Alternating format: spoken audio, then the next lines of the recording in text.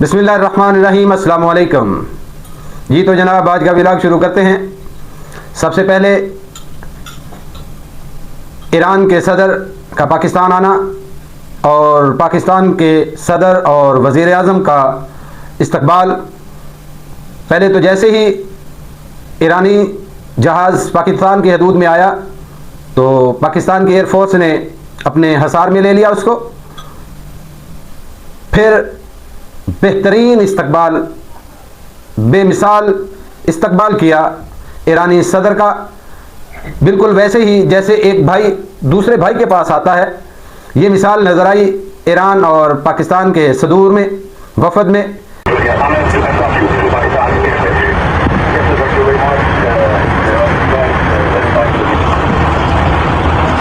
Fellowship of the College of Physicians and Surgeons Pakistan, and in token thereof I present to you the diploma and authorize you to wear the robes ordained as the insignia of this diploma.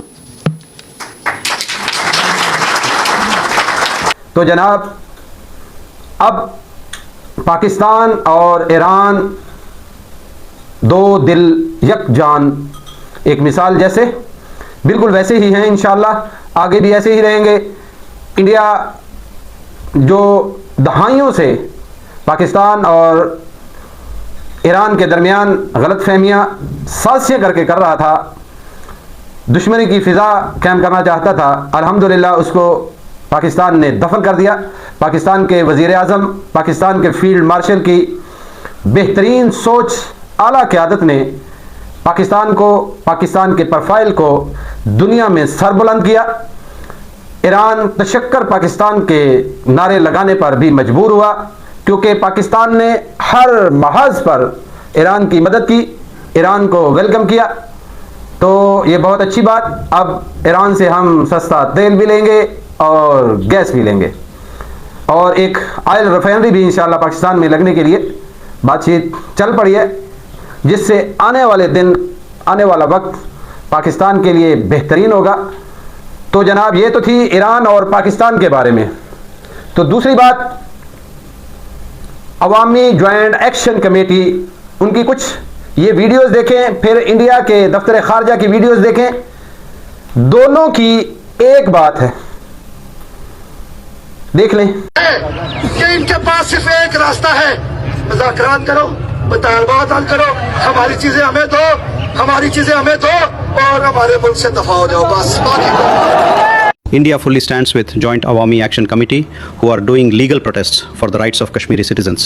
India recognizes occupied Kashmir as a part of Indian territory, and currently we are viewing options on how to help the people. जी तो जनाब, ये दो videos आपको दिखाने का मकसद, जिस दिन से इन्होंने एहतजाज शुरू किया, अवामी जॉइंट एक्शन कमेटी ने, जिस दिन से बरतानिया में, जिस दिन से आज़ाद कश्मीर में ये एहतजाज, धरने और फिर हुकूमती इदारों पर हमले शुरू किए, मैं उस दिन से कहता हूं कि इसमें इंडिया की साजिश मौजूद है। ये लोग जो दो तीन लोग हैं, ये इंडिया के कहने पर इंडिया की साजिश का हिस्सा बन चुके हैं, जाने अनजाने में ये हिस्सा बन चुके हैं।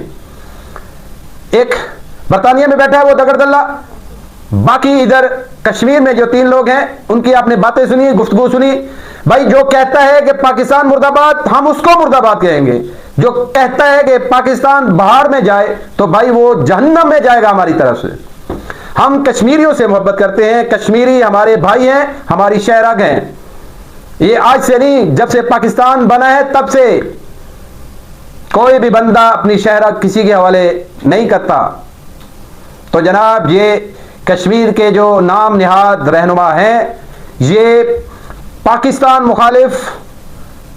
मुखालिफ इंडिया का बयानिया लेकर चल रहे हैं। इनका जाती कोई मकसद नहीं है, ये इंडिया के बयानिए पर चल रहे हैं।